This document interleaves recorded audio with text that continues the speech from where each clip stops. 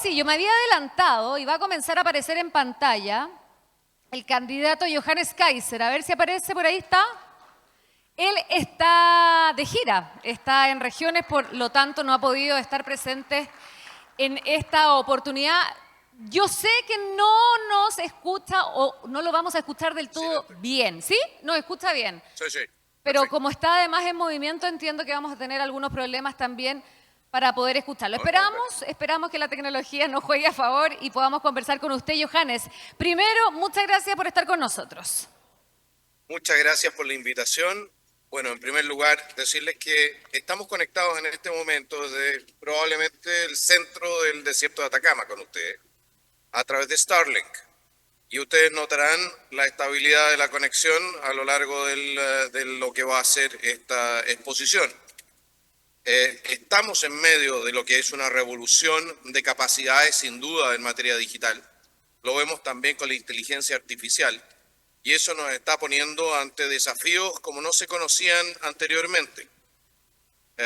El considerar, nunca antes en la historia habíamos tenido un desarrollo tecnológico que lo que hiciese fuese reemplazar el cerebro humano, literalmente el cerebro humano en la ecuación económica. Y nosotros, y yo que estoy participando de lo que es la tramitación de la ley de inteligencia artificial, que no me parece una buena ley, nos vamos a ver confrontados con un desarrollo económico, social, político durante los próximos 20 años que va a ser brutalmente impactado por las capacidades de la inteligencia artificial. Es muy probable que una vez más la humanidad haya avanzado más rápido en lo que es su capacidad tecnológica que en lo que es su capacidad o su evolución cultural y humana. En ese sentido, para empezar a abrir el tema, quiero aprovechar de todas maneras también de saludar en este marco a la Fundación País Digital, que va a jugar probablemente un tremendo rol en esto que se nos viene encima, y saludar especialmente al presidente, don Pelayo Covarrubias, al gerente general, Fernando Sánchez, y al encargado de Asuntos Públicos, don Juan Luis Núñez, que espero nos estén acompañando entonces desde Sí, la distancia. sí, Cuénteme cómo está la conexión hasta el momento. sí, lo escuchamos bastante bien. Johannes, algo inestable la imagen, pero en términos de audio se escucha bastante bien. Sobre todo destacar que en el espacio donde está probablemente uno podría pensar que la conexión no es del todo positiva, pero lo escuchamos bastante bien.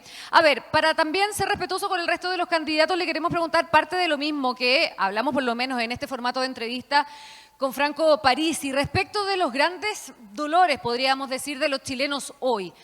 De ellos estamos hablando, por supuesto, del trabajo y de la seguridad. En su eventual gobierno, y también considerando la tecnología, por supuesto, ¿cómo piensa usted poder abordar estos dos problemas? Bueno, en primer lugar nos tenemos que hacer cargo de lo que es esta revolución industrial 4.0 que probablemente termine significando la pérdida de muchos trabajos que hoy día son parte de nuestra vida cotidiana. Y eso significa que tenemos que fortalecer aquellos espacios donde la inteligencia artificial, cuanto menos en un tiempo, no va a tener un impacto mayor. Yo estoy pensando en esa materia, especialmente en oficios potenciados desde nuevas capacidades técnicas y asociadas a lo que es el uso de inteligencia artificial. Ahora, eso es por el lado del trabajo. En materia de seguridad tenemos el problema de quién nos va a proteger a nosotros de demasiada seguridad. Yo he escuchado, aparte de las exposiciones que se han producido en el Summit, y me preocupa, por ejemplo, la capacidad que tienen, ¿no?, los controladores de la infraestructura para controlar no solamente la infraestructura, por ejemplo, monetaria, sino que controlar también a las personas o la economía completa. Me preocupa el alcance que pueden tener las monedas programables, como es, por ejemplo, el euro digital que acaba de introducirse en la Unión Europea. Me preocupa hasta qué punto el control de la infraestructura puede transformarse en una especie de impuesto que termina pagándose a las empresas, especialmente cuando el sistema análogo de pagos, por ejemplo, queda fuera o queda prohibido. Yo personalmente creo que el no poder pagar con dinero físico se transforma en un problema de seguridad alimentaria, incluso en un país que puede, ya ha vivido eh, catástrofes naturales de tal magnitud que hemos tenido cortes de luz durante semanas. Y entonces, ¿qué pasa con el sistema digital?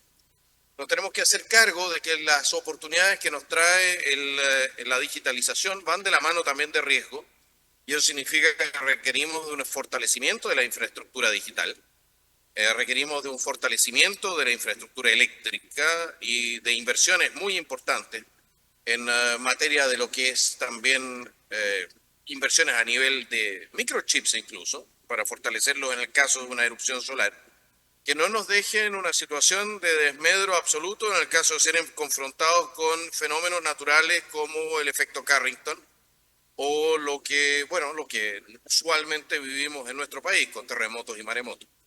En ese sentido, esa es una variante. La segunda variante es nuevamente también qué significa para el futuro el que todos nosotros estemos en bases de datos biométricas. Vamos a tener, como por ejemplo en Dinamarca, y eso nosotros lo estamos proponiendo, propiedad sobre nuestros propios datos biométricos. Vamos a avanzar en esa materia.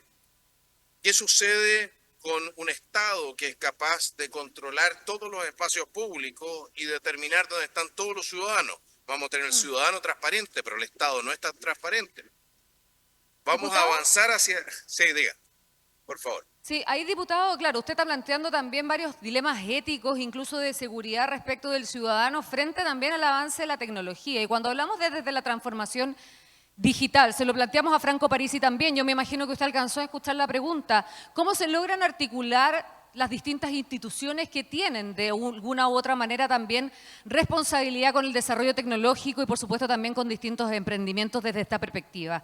¿Cómo logramos articular también eso y mezclar los dos propósitos que usted dice? Por una parte el desarrollo, pero también por el otro lado los resguardos.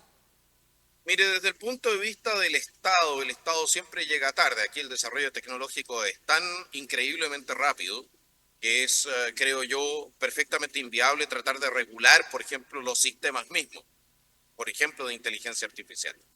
Lo que nosotros estamos proponiendo es la fusión de ministerios y en ese sentido una concentración de la toma de decisiones en estas materias. Pero no nos equivoquemos. Yo creo que la respuesta tiene que ser igual de flexible como lo es entonces el fenómeno que estamos tratando de regular. Es por eso que yo, por ejemplo, propuse ya hace unos 2 años atrás un catálogo de derechos de los seres humanos respecto de la inteligencia artificial. ¿Cuál es la ventaja de esto respecto de lo que es el control sobre la inteligencia artificial misma desde el punto de vista sistémico? Que los jueces tienen mucha más flexibilidad para reaccionar a nuevos sistemas en la protección, considerando la protección de los derechos individuales, los derechos fundamentales de los ciudadanos. Creo que vamos a tener que avanzar desde el punto de vista jurídico desde esa perspectiva más que desde el control y regulación directo de los sistemas, porque eso no va a funcionar, simplemente nos vamos a quedar cortos o vamos a impedir el funcionamiento de los sistemas, que es lo que yo creo que va a pasar con la nueva ley de inteligencia artificial, si sale así como está en este momento terminando de ser generada. Aprovechemos esa instancia, yo sé que no es lo mismo que le preguntamos al otro candidato, pero me gustaría también saber por cuáles son sus reparos precisamente a la ley de inteligencia artificial. ¿Dónde están sus peros? En primer lugar, creo que se está legislando algo que los señores legisladores y el propio Ejecutivo no entienden. ¿De acuerdo? No entienden en sus alcances porque confunden muchas veces la inteligencia artificial con Grok o con ¿cómo se dice?, motores de búsqueda, cosas por el estilo, o redes sociales. Existe una falta de comprensión más profunda de lo que puede ser un sistema de inteligencia artificial sectorial. ¿Me explico? O sea, por ejemplo, uno que se dedique al sorteo de manzana o simplemente a la identificación de un cáncer al hígado. Y en la medida en que se tratan de establecer criterios que son criterios subjetivos para la operación de estos sistemas de inteligencia artificial, estamos hablando de criterios de género, criterios políticos, evidentemente que no van a poder funcionar estos sistemas así como para lo que fueron concebidos. ¿Me explico? Hay dificultades ahí, creo yo, en la voluntad, que se generan desde la voluntad del mundo político de intervenir la forma en que va a funcionar la inteligencia artificial. de alguna manera colocarle parámetros de programación que no necesariamente van de la mano con aquello que es una inteligencia artificial, que es un sistema que va aprendiendo autónomamente. Sí, bueno, es un tema que también se ha discutido en este summit, ¿no? Esta versión número 13 de este summit de la Fundación País Digital. Ahora, cuando hablamos de transformación digital, ¿qué puede hacer el Estado también cuando, de todos modos, los privados avanzan a pasos agigantados? Cuando usted habla de inteligencia artificial, claro, probablemente el Estado hoy no entiende de lo que está conversando y usted lo así manifiesta respecto del trabajo que están haciendo los legisladores en el Congreso. Cuando hablamos de transformación digital, ¿qué puede hacer el Estado? Lo que tiene que hacer el Estado siempre y en todo lugar es acordarse de cuál es su función primaria. Y su función primaria es garantizar los derechos esenciales de los ciudadanos respecto de cualquier amenaza o de cualquier violencia que se ejerza sobre ellos. Eso significa que tiene que reaccionar ante esa violencia si es que estas se produjesen, y tiene que entonces que sancionar a los responsables, ya sea los programadores o los operadores de los sistemas. Ese es en esencia, esa es la respuesta que uno tendría que dar desde el punto de vista de lo que es la esencia del Estado, la garantía de los derechos fundamentales de los ciudadanos. Cualquier otra intervención va a ser una intervención nacida desde la lógica de que el Estado puede planificar lo que va a ser la inteligencia artificial o lo que va a ser el desarrollo digital.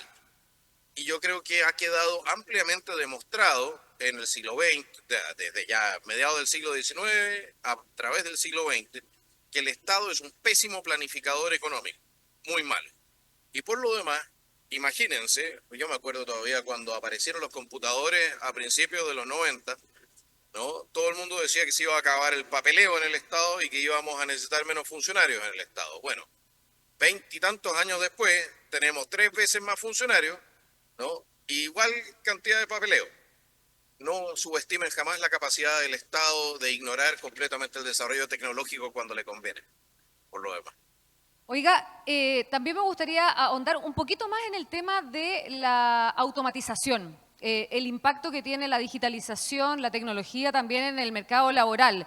Recientemente hemos conocido cifras de desempleo, el gobierno celebra algunas bajas, incluso bajas muy menores, sí, en el empleo de la mujer.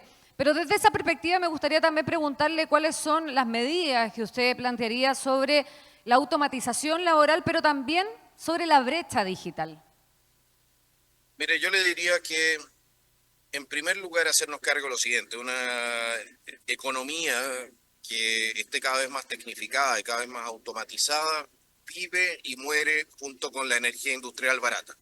Es decir, si nosotros queremos tener centros de datos, queremos tener algún tipo de capacidad productiva, etcétera, tenemos que ser capaces de competir con otros países que tienen energía industrial mucho más conveniente que la nuestra.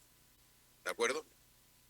Desde el punto de vista o sea, ahí estamos hablando de crecimiento económico, va a integrar un cierto número de personas al mundo laboral, pero nos tenemos que hacer cargo también de lo que es la amenaza directa hacia muchos puestos de trabajo que hoy día son ocupados por personas y que pueden ser reemplazados por máquinas. Lo empezamos a ver en los supermercados con las cajas de autoservicio, pero no va a terminar ahí, de ninguna manera. Y la pregunta es, ¿qué vamos a hacer con esas personas a las cuales tenemos que recalificar para participar del mundo laboral? Ahí yo creo que la industria de servicios, la industria de oficios, ¿ya?, va a jugar un rol esencial.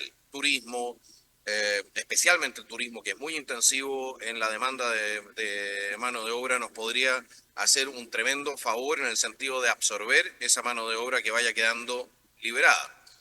Más complejo es en puestos de trabajo que requieren de un mayor nivel de capacidad cognitiva y que sean reemplazados por la inteligencia artificial, especialmente en materia administrativa, etcétera. ¿Qué hacemos ahí? Y ese es un desafío que yo creo que vamos a tener que ir enfrentando en la medida que vayamos avanzando. Una cosa está clara: el ser humano es extremadamente adaptable a nuevas condiciones. ¿Ya? En la medida en que tenga la libertad para adaptarse, y nosotros le entreguemos la libertad para adaptarse, la libertad para generar nuevos emprendimientos, para aprovechar las oportunidades de productividad que entrega entonces también la inteligencia artificial y la digitalización, yo estoy convencido de que vamos a ser capaces de pegarnos el salto, como se pegó el momento en que se creó la máquina a vapor, de pegarnos el salto y efectivamente reintegrar a la gente que va quedando fuera del sistema en el nuevo sistema con mayor cantidad, o sea, con mayor productividad y especialmente con mejor calidad de vida. Es el único camino que yo veo viable en esta materia, haciéndonos cargo también, y esto yo lo tengo que decir, ¿ya? De que vamos a tener que mantener ciertas infraestructuras análogas de todas maneras por seguridad, y especialmente en materia, en espacios de infraestructura absolutamente crítica, y también en materia, ¿cómo se dice esto? Comercial, Sí. es decir, por ejemplo, los archivos del conservador de bienes raíces, y la moneda misma, la moneda física tiene que continuar en existencia.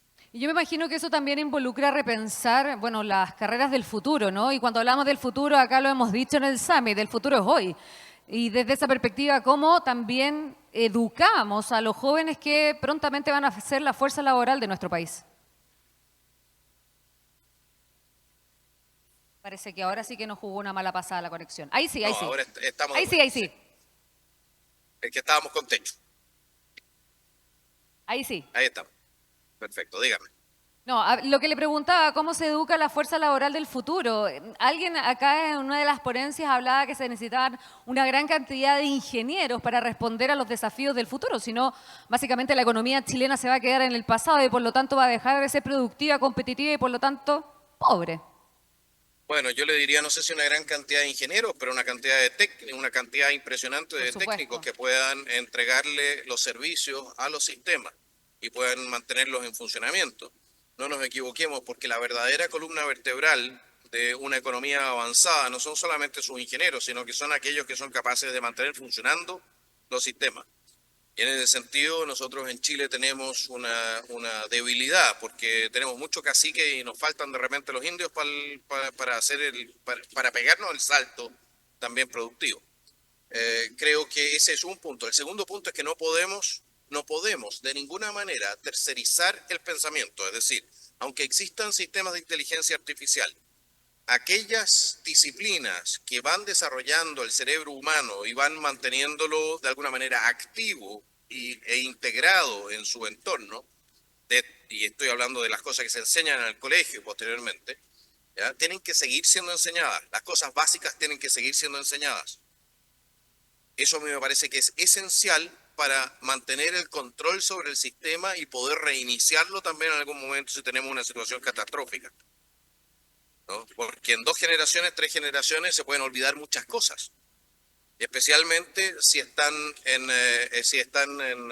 o queda toda la información en medios digitales que por lo demás también se van reemplazando por nuevas tecnologías cada 10, 15 años. Vean lo que pasó con primero los cassettes, después los disquetes, pasamos a los CD, hoy día después a los, ¿cómo se llama esto? Los pendrive, hoy día lo tienes en la nube. Y quién sabe qué es lo que viene más adelante. Y mucha materia se ha ido perdiendo en lo que se llama la edad media digital, ¿no? La edad oscura, le están diciendo. Sí. Mucha información se nos ha ido perdiendo. Entonces, tener muy presente que nuestros niños tienen que aprender las capacidades básicas, tienen que tener las capacidades básicas que nosotros adquirimos también. Y al mismo tiempo, tenemos que ver hacia adelante cómo integramos ese aprendizaje con lo que sea una optimización de sus capacidades productivas en concordancia con las nuevas capacidades que ofrece la inteligencia artificial y la digitalización. Pero no podemos renunciar a lo uno para servir solamente a lo otro, o vamos a liquidar el fundamento sobre el cual se basa una sociedad tecnológica. Diputado Johannes Kaiser, candidato presidencial, queremos agradecerle su tiempo. Les vamos a hacer llegar una copia, por supuesto, también de las propuestas. Las tenemos. Yo no sé si usted me ve, en realidad. ¿Sí me ve o no? No, la veo perfectamente. Entonces, déjeme mostrarle a la cámara. A ver ahí. El texto Perfecto. que le vamos a hacer Sí. llegar para que usted tenga en su poder, en caso de llegar al Palacio de la Moneda, las propuestas que le hace la Fundación País Digital para implementar hacia un país inteligente. Despídase porque le quedan algunos minutos para que precisamente pueda hacer una reflexión, así que le doy la palabra para que pueda hacer eso y despedirse de nuestra audiencia. Bueno, lo vamos a revisar con mucha atención. Estemos sentados en el patio de los Naranjos. Bueno, despedirme de todos ustedes que nos han acompañado y han tenido la amabilidad de escuchar mis palabras. recordarles o hacerles presente cuáles son nuestros ejes esenciales en lo que va a ser nuestro trabajo con el mundo digital, ¿no? Que es, en primer lugar, establecer al Estado como un habilitador y promotor del desarrollo digital, simplificar permisología, reducir impuestos, permitir que la inversión avance, preocuparnos de que efectivamente los costos de energía vayan disminuyendo. Nosotros queremos eliminar una serie de impuestos también que han sido considerados verdes, pero que la verdad que lo único que hacen es encarecer o disminuir nuestra competitividad a nivel internacional, ¿no? Queremos poner fin a las malas decisiones legislativas, porque no podemos tener un país que regula la inteligencia artificial mientras esta todavía está en desarrollo y no se comprenden realmente o al 100% sus alcances, ¿ya? Queremos relevar y aumentar, a ver, darle el espacio que corresponde a la industria digital y de telecomunicaciones, entendiendo que un país con nuestra geografía, un país con nuestras dificultades de comunicaciones, con nuestros desafíos, ¿ya? Depende de manera súper relevante de este rol estratégico, ¿no? Que va a tener nuestra industria digital y de telecomunicaciones y que ya la tiene, por lo demás, ¿no? Y vamos cerrando haciendo presente que, que las nuevas tecnologías, ¿no?, empleadas de manera positiva para servir a la productividad y el desarrollo, queremos usarlas transversalmente. Uno, para controlar lo que es el gasto del Estado. Es una cosa maravillosa lo que ha hecho la Contralora, solamente cruzando algunas bases de datos, ¿no? Controlar el gasto del Estado, disminuir listas de espera, introducir telemedicina, ver el tema de la seguridad de fronteras, absolutamente. Ahí sí, cámaras y todo tipo de elementos de inteligencia artificial para ayudar al control, ¿no? Y utilizar todo esto para modernizar el Estado, disminuir el costo administrativo que tiene sobre Sí. nuestra nación y liberar el resto de las fuerzas vivas de nuestro país. Nosotros Queremos, hemos, sí, sí, queremos muchas agradecerle gracias. mucho, diputado Johannes Kaiser, por este tiempo, por hacer un alto en su gira para poder estar presente en este Summit País Digital 2025. Que tenga buen despliegue ahí territorial, que le vaya muy bien. Muchísimas gracias a todos ustedes desde el desierto de Atacama y gracias a la tecnología. Nos estamos viendo. Cuídense. Exactamente, mire, que le vaya bien, muchas gracias. Hasta luego.